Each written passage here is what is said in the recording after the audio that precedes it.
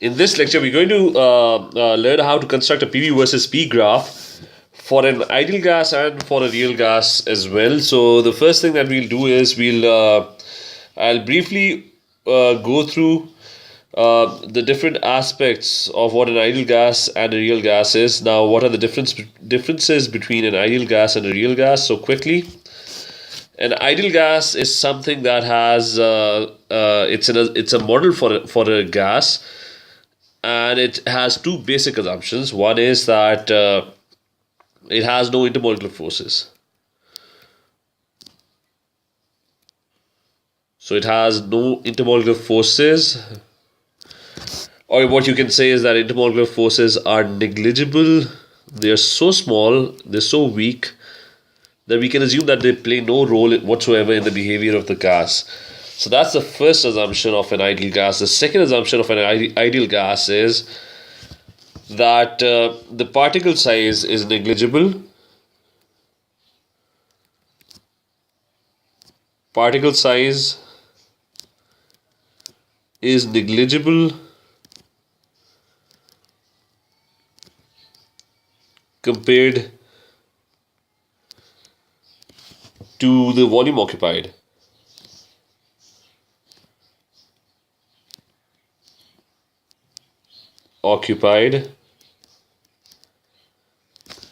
So that's your second assumption. And what that means is that if you have a container and it has an ideal gas in it, so let's say I have a container, this rectangular container, and I have gas particles in it. So gas particles would be far apart. They will not be attracting each other. They would have very negligible intermolecular forces. There would hardly be any force of attraction between these particles. And the volume that is occupied, so the volume they are occupying, it's mostly these white spaces. So the volume occupied by the gas particles is going to be a lot larger compared to the volume of the particles. So the volume of the particles is very small. These particles are very tiny. They don't have any volume, but the volume in total they are occupying, it's very large. So the volume occupied is going to be the empty spaces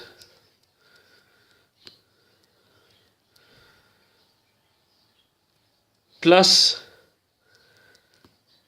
the particles volume.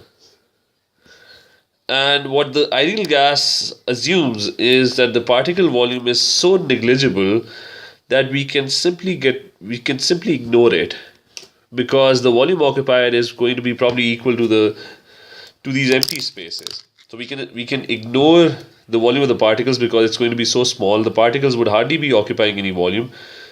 Most of the volume of the container would be these empty spaces. So the ideal gas assumes that particle size is negligible, or the volume of the particle is negligible compared to the volume occupied by the gas. We need to keep those two assumptions in mind, and we'll come back to those two assumptions. Let's first construct what a PV versus P graph is going to look like. Now we know that for an ideal gas, the product pressure into volume is equal to nRT. Now, if your number of moles and your temperature is constant, then this entire term would become constant. So for T equals constant, let's say we keep the temperature constant and we keep the number of moles constant. So if we keep them constant, and R is already a constant, then your pressure into volume, this product would also become a constant. It's going to become a constant. What that means is that we already know the relationship between pressure into volume. Pressure is inversely proportional to volume. What that means is that if you try to increase pressure of a gas, volume decreases. So if you increase pressure, then what that means is that you are decreasing volume. Vice versa, if you decrease volume, if you try to compress or squeeze something, if you decrease volume, you inadvertently increase pressure. So P and V are inversely proportional. but the product of pressure into volume is going to be a constant. So if pressure increases, volume decreases, but the product remains exactly the same. If volume increases, P decreases, the product P into V is still going to be a constant. So what the graph is going to look like, it's going to look like this. So we have two axes to the graph. One is where you plot the product pressure into volume, and then remember for an ideal gas that's going to be a constant, and on the other axis we take pressure. So for any pressure, let's say for a low pressure, volume would be larger, but the product would remain a constant. So the graph would be a straight line. It's going to give the same value. So it's going to give the same value, but this would only be true for an ideal gas. And remember the assumptions that I made. An ideal gas would have no intermolecular forces, and the particle size or the volume occupied by the particles would be negligible for an ideal gas.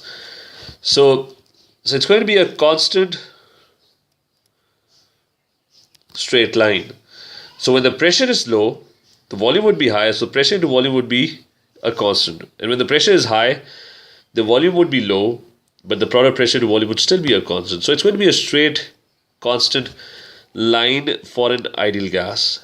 Now we'll move and discuss how this graph would deviate for a real gas. Now we'll see how this graph, where PV is a constant for all pressures, is going to deviate for a real gas. Now real gas, the first assumption for an ideal gas was that an ideal gas has no intermolecular forces, but a real gas has intermolecular forces. So a real gas has intermolecular forces. So that's the first deviation from our ideal gas behavior. So it has intermolecular forces. Particles would be attracting each other. Gas particles attract each other, although they attract each other weakly, but they do attract each other. So let's break our axis up, this pressure axis, into two parts. One is our low pressure part. So let's say this is where the pressure is low, and the other side is where the pressure is high. So I'm dividing the graph into two parts. One is the low pressure side, and the other one is the high pressure side. Now let's take a container which has gas particles in it. So here's my container.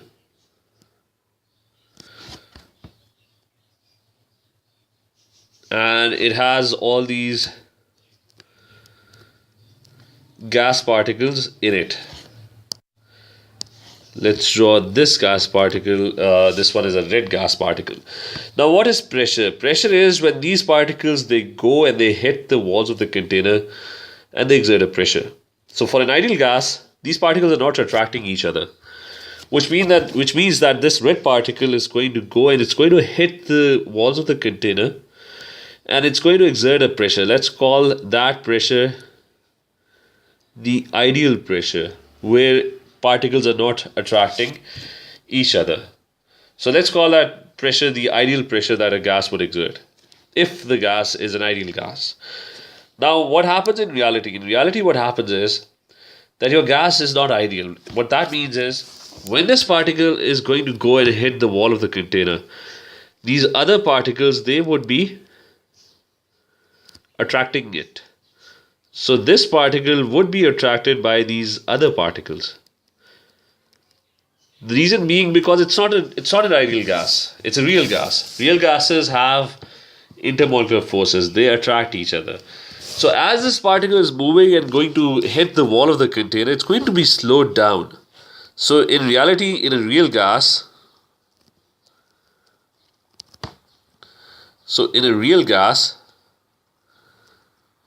gas particles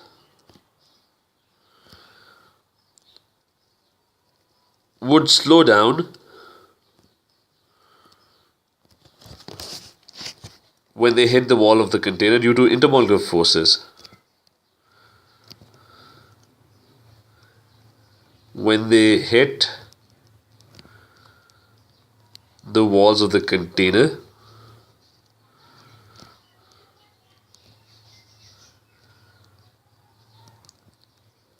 and that is due to the intermolecular forces present. This particle would be pulled back by the other particles because those particles are attracting it.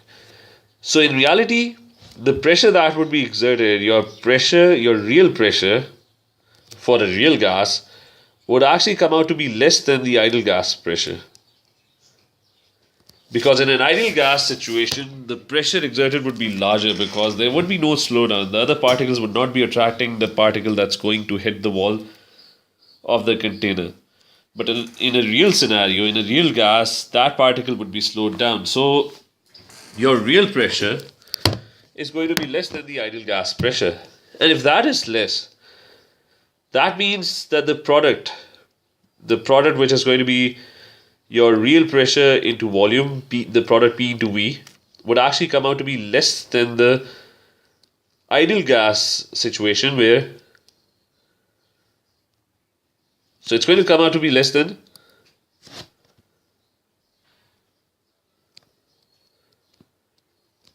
so your product is going to come out to be lesser. So P into V is going to be, it's going to be less than the P into V for an ideal gas situation. So if I plot this on the graph, what's going to happen is that there's going to be a slight dip because your product pressure into volume would be lesser. So the more the intermolecular forces, the more would be the deviation. So your graph is going to dip slightly and the product pressure into volume would decrease in a real situation. So this is for a real gas. The product pressure into volume is going to come out to be lesser. Now the second deviation, or the second part of the graph, the second error occurs at high pressures. So this error is due to high pressures. It happens when there are high pressures, and we're talking about a real gas right now. So, and it deals with the second assumption. So what happens at high pressures is, our second assumption was for an ideal gas was that particle size is negligible, or the volume occupied by the particles is negligible. Now for a real gas, the particle volume is not always negligible.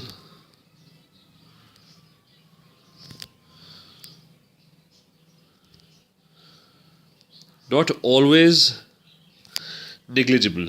The way I can explain this is that if I have a container which is at low pressure, so I have a container and it's at low pressure, which means that the volume is going to be greater. So at low pressure,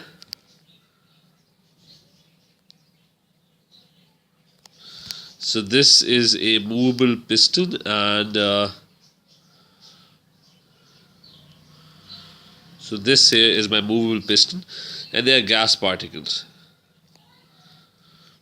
So the gas particles are at low pressure right now. So this is the low pressure situation. Now the volume occupied by the gas, the volume that is actually occupied by the gas, or the real volume, your real volume would be equal to the spaces, these white empty spaces in between. It's going to be equal to the spaces plus the volume of the particles.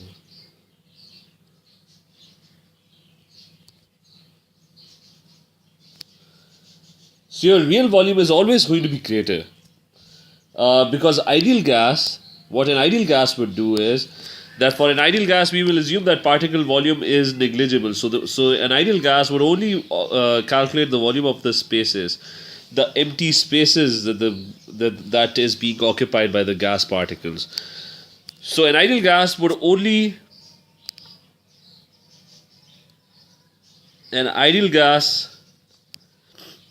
give you the volume of the spaces. It will not include the particles volume when you're measuring the volume. So your real volume is always going to be greater, but this error is going to be very less when you're talking about low pressure. Because low pressure, when you're at low pressure, particles are very far apart, and the spaces are a lot more compared to the particles. So for a real gas at low pressure, we can assume that particle size is negligible. But what happens at high pressure? When you have the same thing at high pressure, so when it is at high pressure, now at high pressure, particle size would no longer be negligible. Your volume, your actual volume, would be the volume of the spaces or the empty spaces plus the volume of the particles. Now the volume of the particles becomes more important because as you keep on compressing it, eventually there's going to come a time when the spaces there wouldn't be any spaces anymore. So at very high pressure, let's say I make another container. So there's going to come a time, here's another container.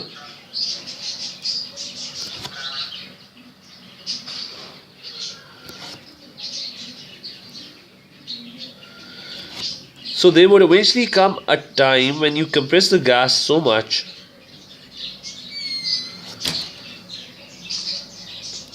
that there are no longer spaces in between. So you'll only have these particles and there will be very few spaces in between. So you keep on compressing the gas, and eventually there's going to come a time when there would hardly be any spaces, and your volume, your actual volume would approximately be equal to the volume of the particles, because now the spaces are negligible. There are hardly any spaces in between. So as you keep on compressing a gas, because an ideal gas assumes that particles have no volume, but this error becomes more dominant at high pressures. When at high pressure, your actual volume would be equal to the volume of the particles. Now what an ideal gas in this situation, because it assumes that the particles have no volume, it would give you zero volume. So the difference in volume would be much greater at high pressure than at low pressure, and your real volume would come out to be larger. So when you calculate the product at high pressure into volume, because there's going to be into volume, and if you take the real volume, this would come out to be larger compared to pressure into volume for an ideal gas. So if I plot a graph, as you keep on increasing pressure, your real volume keeps on increasing. So if I plot this on the graph, it's going to look like this, because pressure into volume, the product would keep on increasing at high pressure. So because your real volume keeps on increasing, and it's going to look something like this. Now the last part, this is the graph for an ideal equation, PV versus P graph. It's supposed to be a straight line, and for a non-ideal or a real gas, it's going to deviate from the ideal gas behavior. So there's going to be a dip initially.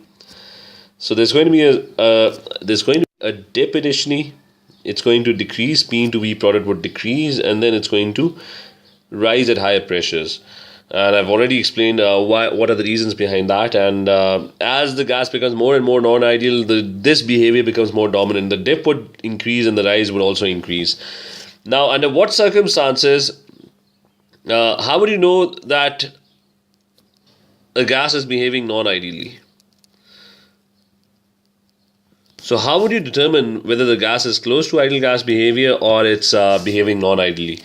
The number one thing is if it has a lot of intermolecular forces. So if the gas has high intermolecular forces,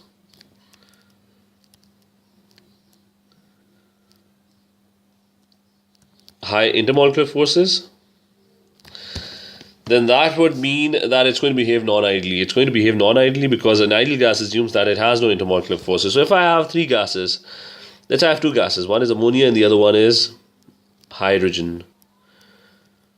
Now, ammonia has hydrogen bonding.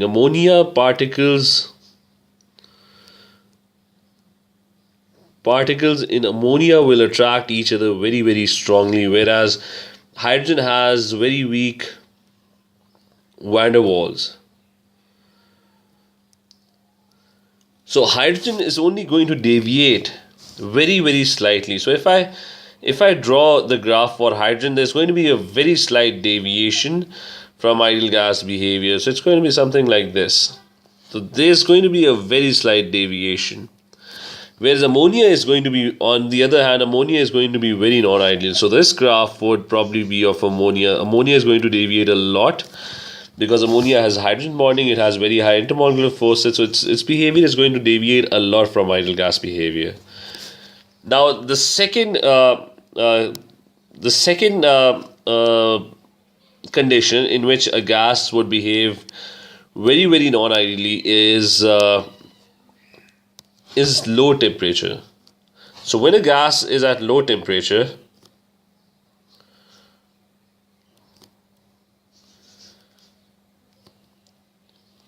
then the gas would behave very ideally. It's going to have a very non-ideal behavior. The reason being that at low temperatures, particle would have very less kinetic energy. So particles of gas are not energetic enough. They're not energetic and are not able to overcome intermolecular forces and are not able to overcome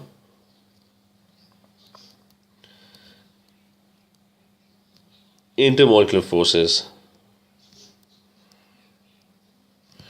which would mean that at low temperatures, whenever a gas is at low temperature, it's going to behave very, very non-ideally because intermolecular forces become more dominant. So at low temperature, intermolecular forces become more dominant and the deviation from ideal gas behavior increases. So intermolecular forces become more dominant. So either the gas has a lot of intermolecular forces or it's at very low temperature and the intermolecular forces become more dominant, that the gas would start behaving non-ideally. So another way to draw the same graph is, I'm going to draw another graph and let's draw this graph again. So another way to describe this is, so let's have another graph. So this here is pressure and this over here is pressure into volume. And this is for an ideal gas.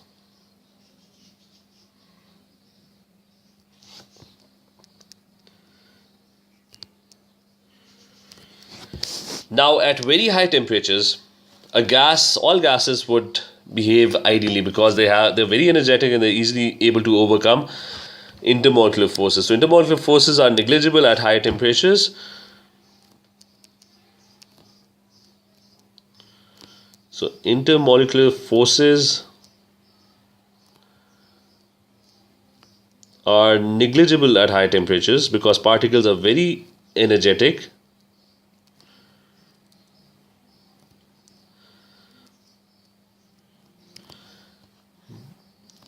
So intermolecular forces are negligible at high temperatures, but at low temperatures, intermolecular forces become dominant. So intermolecular forces become dominant at low temperatures.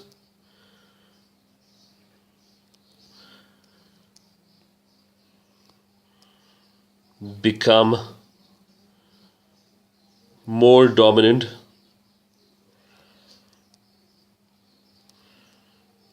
at low temperatures.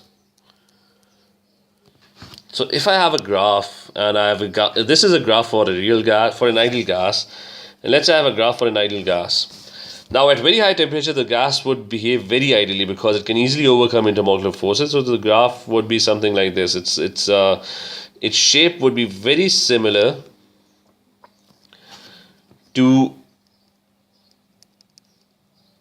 an ideal gas. So at high temperatures, the gas would behave very ideally. But at low temperatures, intermolecular forces become more dominant, and when they become more dominant, the gas would start behaving non-ideally, and the graph would look something like this. So at low temperatures, the behavior would become more non-ideal. So